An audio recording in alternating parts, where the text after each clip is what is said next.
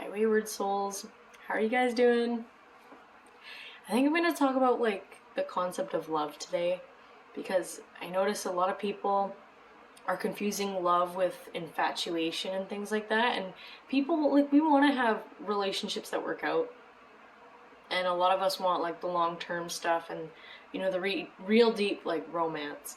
The thing is, like, movies and TV shows and the media like really hypes up this idea of romance to the point where people look at romance and love on a pedestal, and they think it's this magical thing that's when it happens they're gonna feel whole and complete, the whole happy ever after, like happy ending stuff. But love isn't really like that. Like, relationships are our greatest teachers, and like, love can be super messy, and it can be unrequited, and it can be like, it can look different from one person to another. Like, people have their own love languages.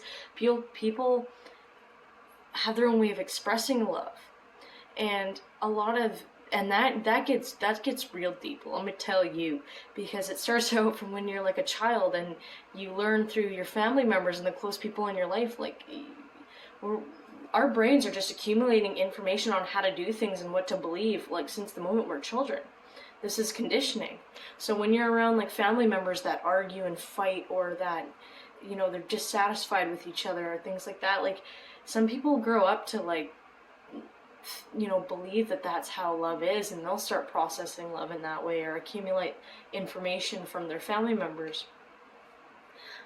Like, for instance, my parents used to fight all the time, and like always have conflict, and like they were just like, I could tell they're not terribly compatible. Like, they love each other very much, and like they've done everything they can to make it work, and I think that's great. But truth is, like, when people are so incompatible and they're just trying to make things work, and then they're fighting every other 10 minutes, it's like, at that point, like, it's just not gonna work. You have to, you can love each other to like the ends of the earth, but compatibility is the key. Because if your needs in a romantic relationship specifically like really aren't being met, then it's time to think about who you're with, right?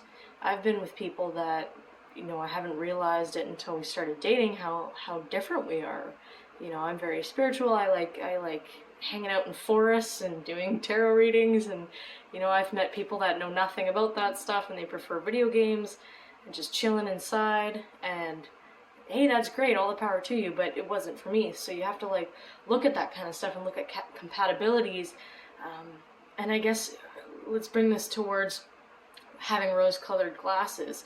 So when people put each other on pedestals and they have these massive crushes on each other, they're actually not even able to see the person for who they actually are. So they end up falling in love with this image that you've created. Because with the movies and the TV, and like, and then even growing up, like, if you suffer from like loneliness and stuff like that, or just dysfunctional families, or just anything really, like, you can have a fantasy in your head of like what real love's supposed to look like, and it could look like this magical, satisfying thing that's going to complete you as a human being. And relationships don't do that. You have to feel whole and completeness, you have to recognize that you're whole and complete on your own. People need closeness from relationships in life, but to feel that you can't live without one, it's something that you need to focus on in regards to knowing that you can be okay with you. It might not be as great. You might prefer being with a partner, but you need to know how to have a relationship with yourself and love yourself and be your best friend and be there for yourself. Because what happens when you do that is you have less of a need for a partner to meet all of these needs. And the thing is like, back to where I was talking about having this fantasy about somebody when you start dating them, like, truth is, like, they're going to be their own individual with their own wants and needs. And like, that's why relationships are actually like quite a responsibility, with a lot of that require a lot of communication, because a lot of us get these images on each other about how things are supposed to be and things like that, and we end up disappointing each other, having these expectations.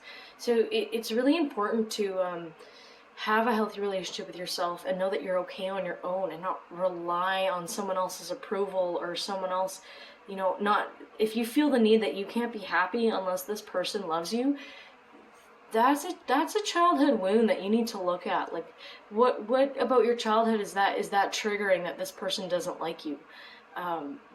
You know, did you have parents that weren't always there for you as a kid, and now you're projecting that onto somebody else that's just not into you, right? Like, there's so many reasons why people have this like fantasy and like need this person in their life to feel whole and complete.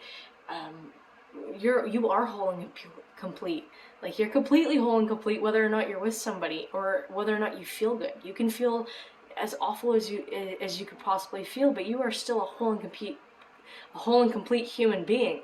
And just recognizing that and knowing you can give yourself the time of day to love and care for yourself, and know that you're worth it.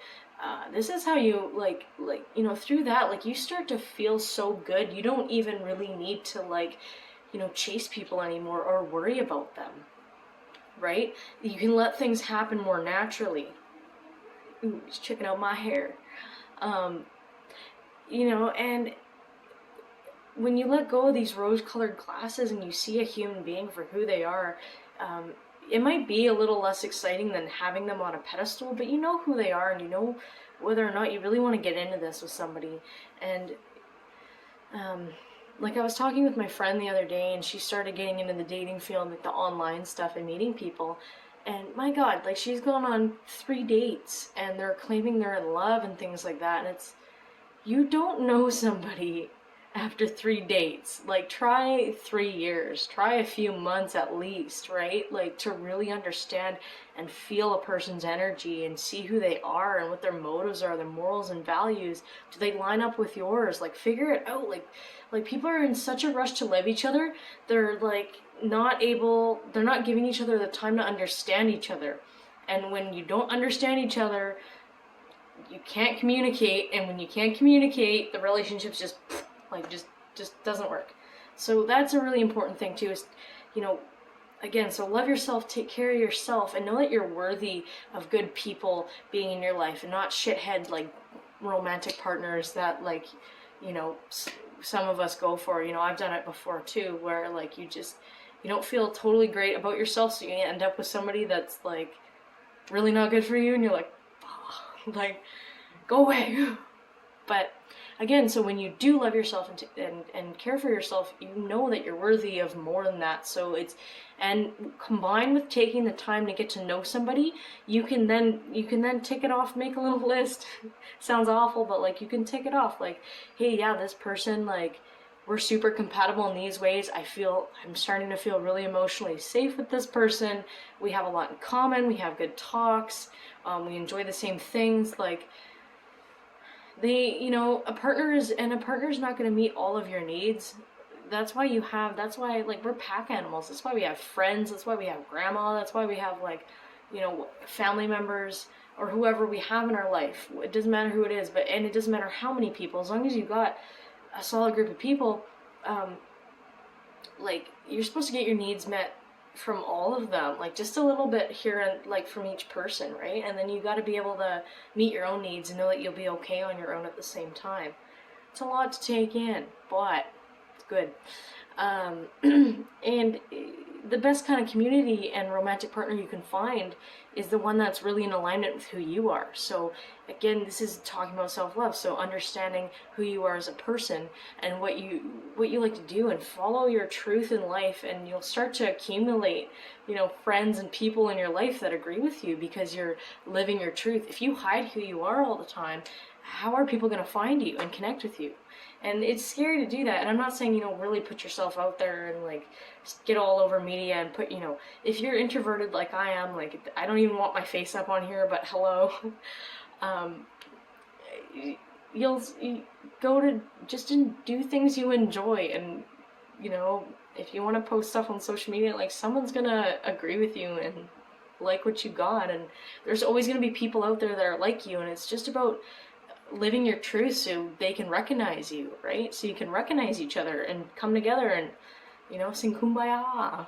Sing kumbaya, man.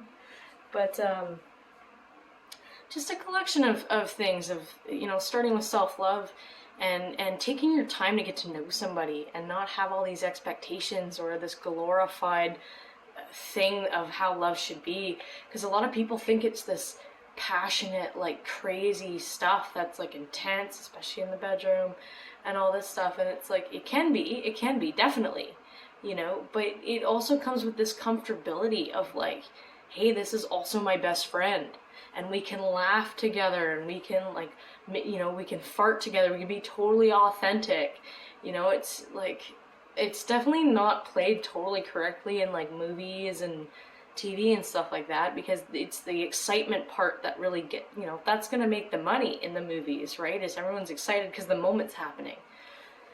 But there's always gonna be that moment where like the biggest crush you've ever had is like taking a shit. So like, it's just good to be grounded in reality when you're falling in love, because and when you're not super attached like that, like this I'm gonna get into like the energy psyche part of it too, like, because we're the same kind of species, but we're also, actually it doesn't even matter about species, we're all interdimensional species, and we all have consciousness. Consciousness is a part of our energy, and we're all connected because we are all one in the universe, so we're all connected. So have you ever like looked over and saw someone was staring at you, but you could almost tell someone was staring at you? Or you're doing that to somebody else, you're just looking at them for some reason, and they just like, oh, like, you know, like they just know that you're watching, because we're consciously connected. Or like, have you ever thought about somebody all day, and all of a sudden they text you or something, and they said, oh, I was thinking about you? It's the mind. We connected. But yeah, and so what happens is when you really want something from the universe, and you put all this pressure, like, I want, you are also saying, I don't have and I lack. And so what the universe does, or your perception of reality, your perception is, I want, so I don't have, so your world is going to start looking like you're in lack all the time. Like, this person doesn't like you, and why doesn't this person like me, and like, why, I just want you, and things like that. And it's this stress and this resistance and this pull and this belief that you lack, that you need to have this person to be happy, or you really, really, really want it. When you really, really, really, really want something intensely like that, again, the universe is going to mirror back to you that you don't have it. And when you start believing that you're worthy as a human being to have like the best kind of love ever, and which you are, you definitely are, we all are. Do you know, like, if we all like loved ourselves and took care of ourselves, the world would naturally become a better place, because no one feels the need to have hate for another person. When you, like, yeah, like whole and completeness, man, like we all have it, we just don't see it often enough. Like, we gotta really see it in ourselves. You're a powerful person. But where was I going with that? I'm a little bit of a space cadet. But yeah, like when you recognize that stuff, like you can, I really don't remember. Like, you could really, gosh, I don't even know, guys. I don't even know. I'm just gonna have another sip of my drink. It's like a strawberry watermelon thing. It's really good. But yeah, I encourage you guys to have to practice this when you're meeting other people, or just practice that everyday self-love. Like, you'd be surprised how different things will start to turn out for you. Like, this was me too. Like, when I was younger, I used to believe that I wasn't worthy, and that, like, I used to chase men all the time, and like they wouldn't be into me, until I started really giving myself the love and time. Like, when I started loving myself and seeing how amazing I am, like, the tables turned. Like, people were like crushing on me like crazy and asking me out and all this crazy stuff, because when you recognize the brilliance within yourself, the universe also mirrors that. And so when you see yourself as this beautiful, amazing, awesome person, the universe is going to show that in your reality, or aka your perception of reality has changed. And so and it also makes you more open and available to meeting those really awesome people that see how great you are, versus people that don't. Because if they don't, they're not worth your time. They're not even meant for you. And I mean, oftentimes we get stuck on people that reject us, and we don't understand why, and like we feel like we love them so much, but what it is attachment to the pain of being rejected. And it's usually a wound being opened up from childhood. And this is why, like, if it's someone that rejects us or someone that doesn't see interest, we are more interested in that person than, someone that's like super in love with us. And that's also that need. And that's where that need comes from too, is from childhood trauma. Like, like I need this person to come into my life to fulfill the hole I have inside of myself. The hole that you have inside yourself, it's not really there. It's like, you are whole and complete, but it's your childhood wounds that have created the hole from, painful experiences with family members and things like that. And, that's kind of warped your image of what love is, or warped your image of self-worth, like what self-worth is for you, right? These are wounds that we carry from our childhood. And a lot of us will see it in romance, because romance is one of the most intimate things that we can have with somebody, right? That is the epitome of intimacy. So our childhood wounds will grow up with us, and they'll look at romance like, I need to have this person to be happy. But what we really need is to heal these wounds within us and learn to love ourselves. And again, like, when we can do this and we start living a life that is really meant for us, like true and authentic, and know it's okay to feel what you're feeling and be who you are and express yourself, this is when the universe starts to recognize your greatness as well, when you see it, because we are connected to the main reality, and we all have our own little mini perspectives of reality, and it's all connected. So when you project this self-love into the world, people start to see it in you as well, and they see your value when you see your value, if that makes sense. So you want to have a good relationship?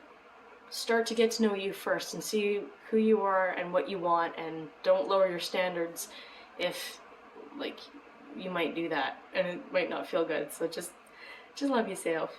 Okay? Okay. Have a good day, guys.